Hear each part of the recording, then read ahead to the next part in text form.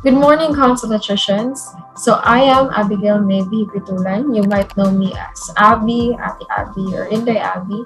I am your current ARSC local chapter president, school year 2021 to 2022, and I am assigned this talk with the theme or topic Faith in the Heart of Every ARSCian in our ARSC Local Congress 2022. So, first, I would like to start to thank our administrators and our organizers for entrusting me this segment to relay my insights and to have this talk with our fellow consultations regarding the topic at hand. So, to start our talk, I want to share a short Bible verse that is deeply connected with our topic and that I live and swear by.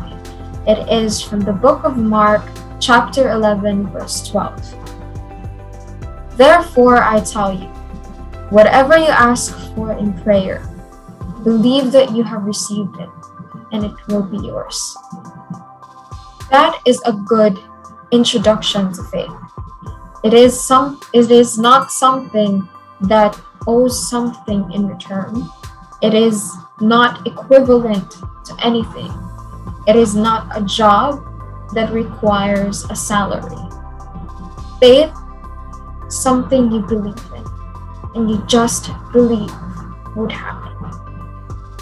Now, before we delve deeper into what is faith, or what is faith in the heart of every ARSCian, let's go first to its contradictories.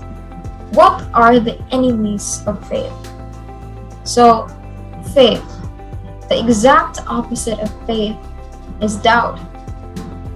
As a student, by experience, it is so easy to make an excuse. As a student, it's the easiest thing to do, to make an excuse. Let me give you an example. If you're assigned to do a homework or a task, and you go through your day, you go through your night without doing it, and it is due tomorrow, and you're being questioned why you didn't do your homework, it's like your nature and your instinct to have an excuse of why you didn't do it and to push the blame onto something or onto someone or onto a certain situation that held you from doing your work. It is the easiest thing to do to push that blame to another matter. And it is the hardest thing to do to take accountability for whatever you do wrong, for all the flaws that are in your work or in your output. It is the hardest to take accountability for all of them. It is the easiest, as a student, it is the easiest to make up an excuse and the hardest to take accountability. As a leader or as someone with a role, whether it can be somewhere else, even outside of our school, just someone that has a role. When you detach yourself from being a disguised element amongst many, because as a student, it's easiest to push the excuse onto something else and hardest to take the accountability because you are a disguised element, meaning you are among many. You are a generalized element in that situation. But once you start to become an individual with a role, it becomes the easiest to doubt. Do you know what becomes the hardest thing to do? Not blaming yourself for all the things that went wrong will become incredibly tough to do. Once you have a role, a responsibility, once you start to detach yourself from being a generalized element of a whole, once you start to realize your work and your responsibility, Doubting yourself is the easiest thing to do. It is second nature. And not having to blame yourself for all the things that went wrong suddenly becomes difficult. And for all the others, it's irresponsible not to blame yourself, or it's impossible even not to blame yourself for all the things that went wrong or all the things that went differently from what you had planned for. See how it contradicts. When you were a disguised element of a whole, it's easiest to push the excuse around and deny accountability. But once you start to realize that you are not a disguised element, but a part of a whole that needs to work and that needs to move, the easiest thing to do is to doubt your own capabilities and your own abilities. Doubt. You waver. Your faith in yourself starts to waver, especially if you hear things from different people.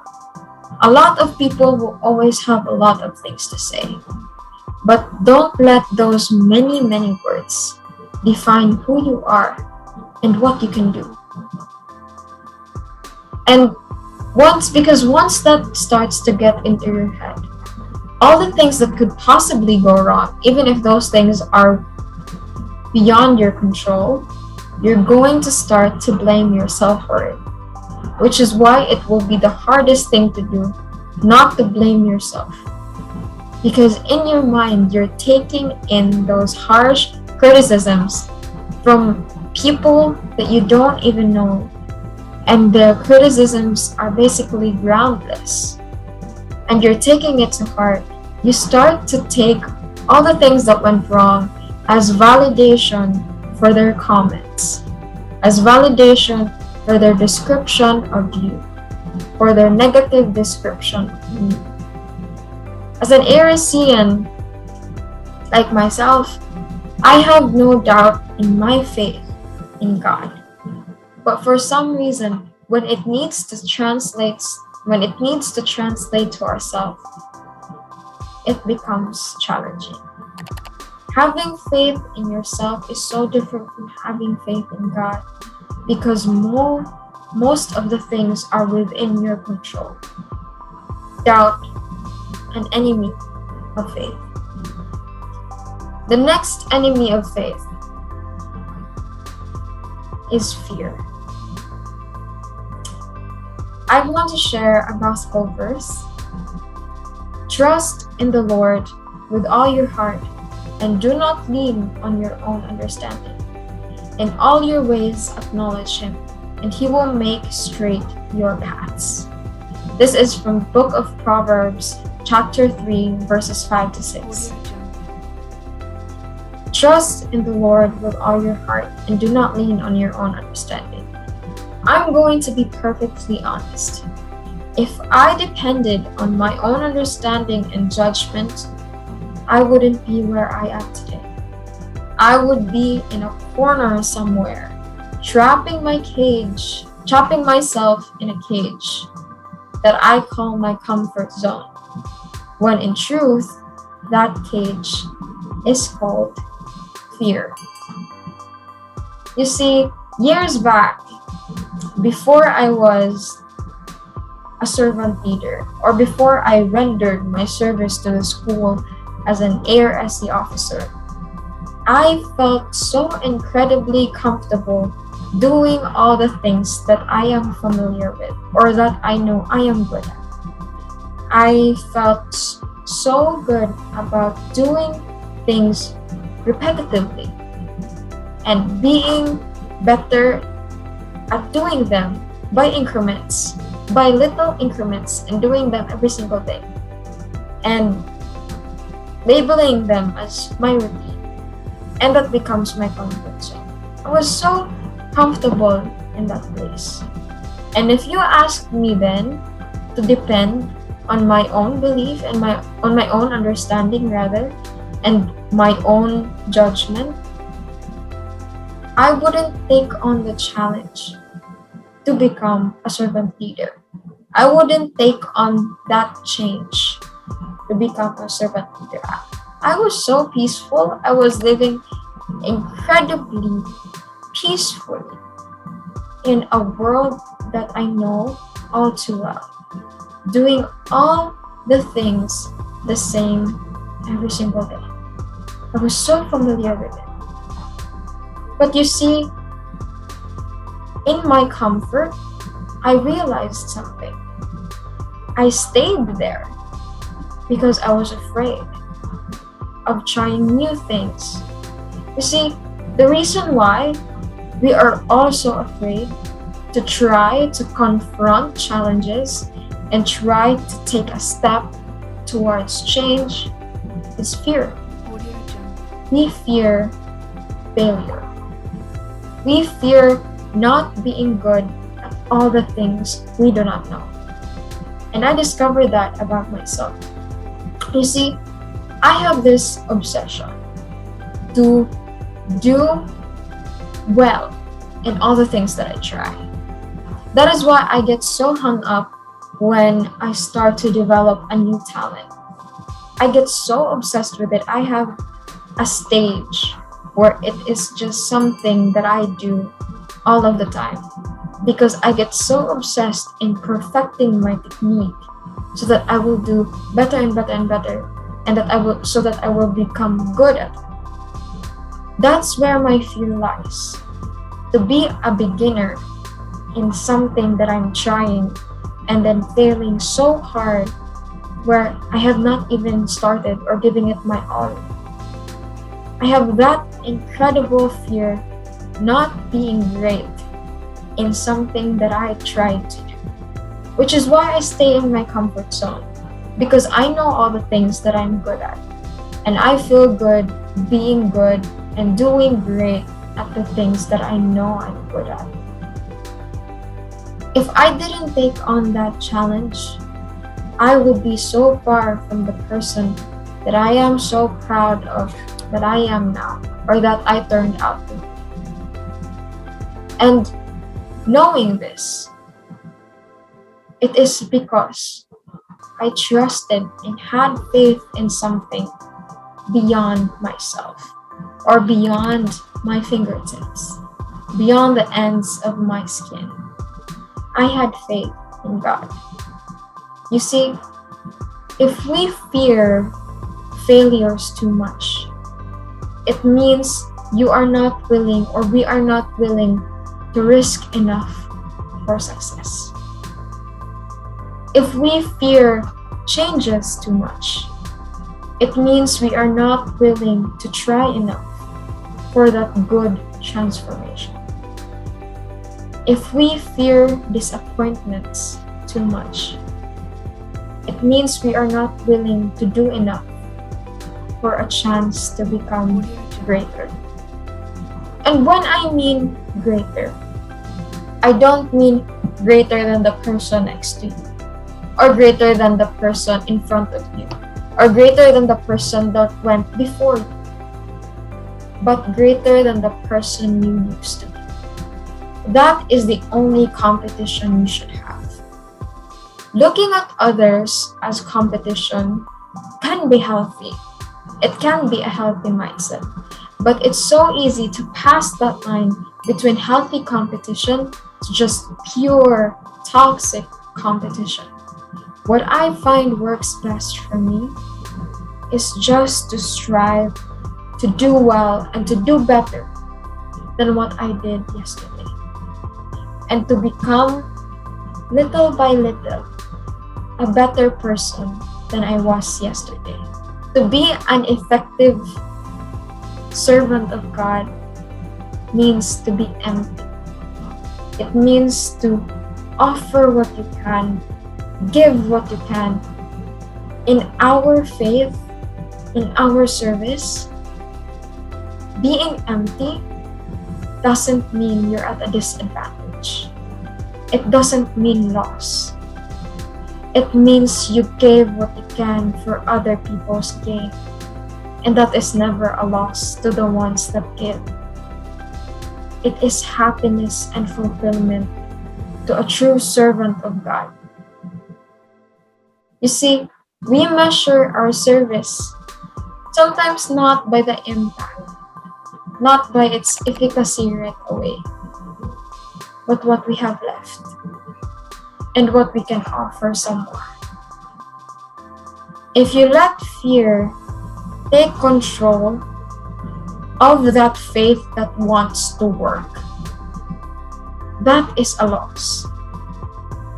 If you let fear fill you up without an outlet to put that service, to give that service, that is a loss.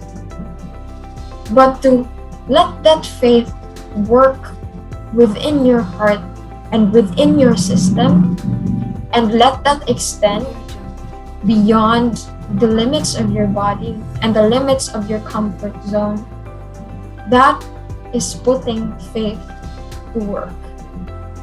That is faith in the heart of an ARSCian that moves, that works, and that performs. Now that we have delved into what faith is not doubt, faith is not fear, let's go into what is faith. Now, according to the scriptures, we can find many verses that answer this question, one of which is in the book of Hebrews, chapter 11, verse 1. Now, faith is confidence in what we hope for and assurance about what we do not see. Now, it is something that is very common to this day. Like, even I have experienced this kind of doubt. To not see something in front of your eyes is incredibly scary, especially when you're praying for something you just desperately need to come true. The hardest part of praying, it's so easy to pray, thank God for what you're truly thankful for, ask Him about what you want to ask Him for, ask for pardon for all the things you're sorry for. It's so easy to do all of that. The hardest part when praying for something is the waiting. It's the waiting game, because nobody is sure if God heard you. But the truth is, He hears every single thing. Just because it didn't happen, or your prayer didn't go exactly the way you narrated it to God, it doesn't mean He didn't hear or He's not listening. It's just that when He heard it, it didn't sound like the right path for you. And that's what's so incredibly terrifying in the waiting game. Because you don't know if He's making you wait for it to come true, or if his other plan for you is just unfolding. You don't know if you're going to get the exact thing you wished for, or He's gonna make you go through curves and changes and blind curves before you reach something. It's the hardest part of prayer, because you do not see anything happen before you. It's like a magician's trick. You do not see anything that happens behind the trick, behind what the magician wants you to see, or states that you will see, or claims that you will see. He will claim that you will see a rabbit pop out of the magician's hat. He's claiming it, and we're not seeing what happens underneath. It's the same thing. We're saying a prayer, hoping that it will come true, without the assurance or without seeing all those little tweaks and changes that God's made for things to work in our lives. We're not seeing all of that.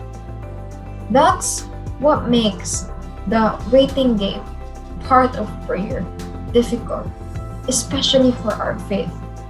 Because a lot of people, including myself, we understand seeing all those processes come together. We take it as an assurance that something is happening. But during the time period where you're not hearing anything or you're not seeing anything happening in front of your eyes, it's terror. Because not only are you not getting what you prayed for, you're not sure if he even heard you. There's always that doubt that comes to your mind. Because it's also our fear, a part of the enemy of faith, our fear of not being in control. I am afraid of that. I feel so comfortable being in control of my own faith, of my own faith, and my own destiny. It's so comfortable to be in control because you have everything, you can tweak and change everything in your life. But during those times when you just can't do anything anymore and everything is beyond your control and everything is beyond your grasp, and all you could do is pray, and after praying, all you could do is faith. The faith of even the most faithful believer will be tested during that waiting game. Not because they're weak or their faith is weak. It just takes a toll on our mortal being and our mortal souls, not seeing any of that happen before our senses. It's one of the limitations of being mortal and being sinful. We cannot see any of it happening because it's holy. It's God's holy plan that will just unfold when He tells it to. That will just unfold when He says that the time is right. And we might not see it happen, but it's happening. And we might say He's not listening or He didn't hear, but He's listening. And His silence means something. His silence never just means ignorance, or His silence never just means like He's putting you off. All God's pauses have a reason.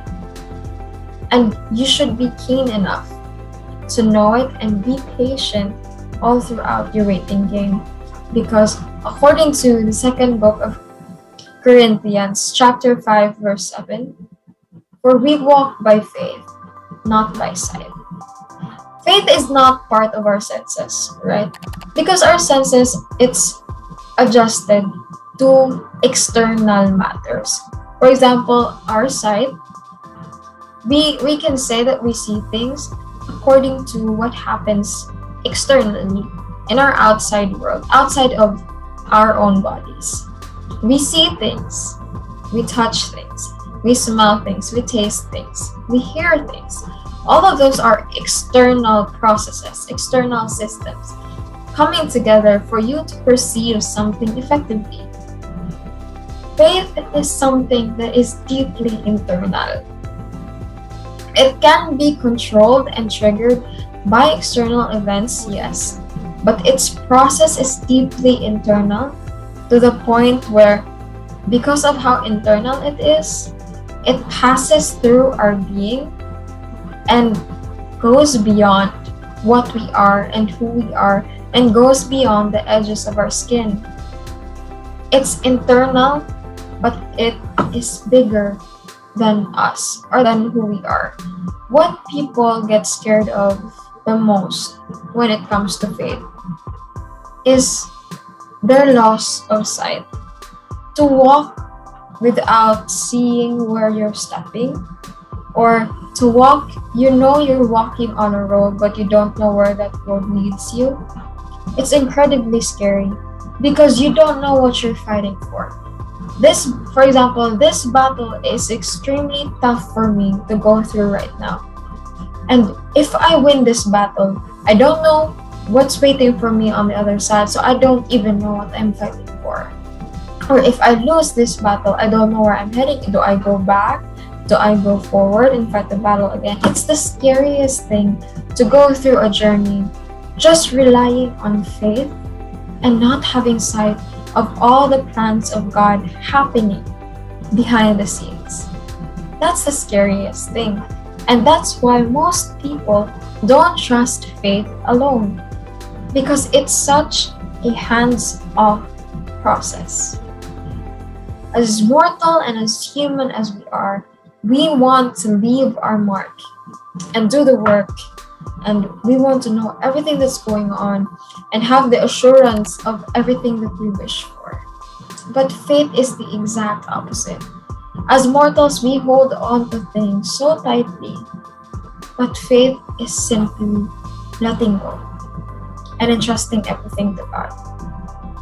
And that trust, that faith, and that belief, most of the time, we put our faith in God in hopes and praying that we win that battle, and then we don't. We lose that battle. That doesn't mean our faith wasn't good enough for God to hear us. That doesn't mean we were weak and we weren't strong enough to withstand the battle. It just means that we needed that loss. We needed that loss for us to gain something better in the long run. And it's hard to see when you're at the losing end. It's hard to see during that time that something is waiting, something better, much better, is waiting for you on the other end. We have this verse from the second book of Timothy, chapter 4, verse 7. I have fought the good fight. I have finished the race. I have kept the faith. You see, in this verse, putting it in a narrative where you didn't win the good fight. I have fought the good fight. I have finished the race. I have kept the faith. You know what? You might not have won the fight that you prayed you would win, but you fought and won the fight that mattered, keeping your faith. That battle is the hardest battle. To go through losses and still believe in who you believe in, still have the principles you had before the race or before the fight even started. To keep everything intact and still remain faithful. That is the hardest battle. And going through losses, going through defeats, and still keeping the faith, it's not an easy. Because that battle of keeping your faith amidst difficulties, amidst judgments, amidst negativities, that battle is a battle that even the strongest ones fail, and only the faithful ones win. It's the battle that matters. And as long as you strive, you can strive for whatever battle and whatever fight. Just make sure that you keep winning that battle of keeping your faith against your demons. And because of this, a lot of talks we have heard are stories of successes, stories of good fights and victories. Let me share a story of failure. So, let's go back to when I was all the way back from when I was in first grade. It's an immature failure still. I was still in first grade, but it's one of my traumatic failures growing up.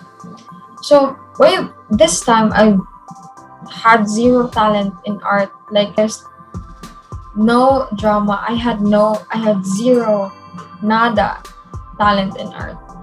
But during our art class, we were tasked to have this design because every week we would have an art project, an art output. And then the most beautiful design was going to be imprinted on a shirt that we were going to wear for science and math combination.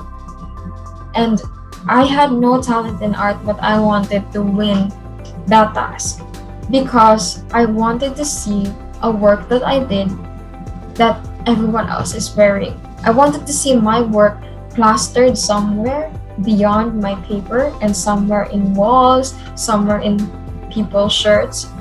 And the winner was going to be a shirt designer, basically. And we were in first grade. It's one of the activities that my school did. All of the grade levels were doing it. So I, s- I no longer remember the design that I drew, but I know that it was not appropriate for t-shirt design. It had too many lines. I know that now growing up. But I put and invested so much of my time and so much of my effort on that task, and all the hours I had after I go home from school, I would spend it brainstorming what I would design that shirt. It's just a small shirt because we were in first grade. And I had like all these ideas and I was so excited for everything. And I asked for help and I really did try my best. But then the result came out to be that I was third to the last of the design that they could have chosen. I'm so happy the winner of that was my best friend. Her name is Chai Chai, and we're still like friends now, and we still keep in touch now.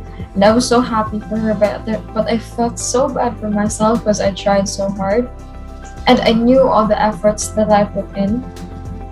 And then I was third to the last. Like they weren't even considering my design for the shirt design. And eventually, I left that because of how traumatic it was. I left art. I no longer did art. Second grade, didn't participate in anything. Third grade, didn't participate in anything. I started to do other things. I started to do musical instruments, and I learned them, became good at them, and then forgot them eventually. So that was a fail too. And when I reached fourth grade, I felt like all the losses, it just had like ever since that day from the shirt design, it just had a domino effects in my life that just made me keep losing. So I was like, let's go back to where it started. And I went back to art when I was in fourth grade. And now I'm in the 12th grade. And my designs are in the shirts of the 2019 ARSC Provincial Congress. All the shirts from Luzon, Visayas, Mindanao. My logo design is in all the shirts of the ARSC 2021 National Congress. My shirts and my designs are in the shirts of leadership trainings in my school ever since the year 2019. And it is plastered as tarpaulins, and my shirt is even worn, my design is even worn by Toledanos during the Hinolawan Festival 2021. See how I told you I would tell you a story of failures. But I ended up to where I'm happy. Because you see, in every story of failure, there is a story of success. If you just wait long enough. That is where your faith lies. To have faith and believe in something, in God and in yourself, what you can do, having faith and keeping that faith, believing in it, so far as to making it your principle in life, and then fighting every battle head on, losing a couple months, and then going back to where you lost some, where you feel is the root of the problem, going back to it. Twice the person, twice the faith, being the same good intention person, keeping that faith. And even if you lose again, you're still gonna be the same person with the same faith, but thrice as much and thrice the bigger person. And then going again. You see, faith is something that never fades. It is unwavering. And when it wavers, you need to fix it in ways that you can. In reliving the gospel, rereading the scriptures. Because faith is another form of the bread of life. It is a drive. It is the persistence that keeps you going, especially as ARSCians. That is the heart of the ARSCian faith. It is what allows us to serve to empty ourselves, to empty and rid ourselves of doubts and of fears, to empty all of our abilities and services that we can render to other people and to much bigger organizations and groups that would benefit a much greater whole. That is faith. Keeping your beliefs intact regardless of the many downfalls of life. Getting back up when you feel like you're ready and fighting again twice as hard with twice the amount of faith and confidence in God and in yourself.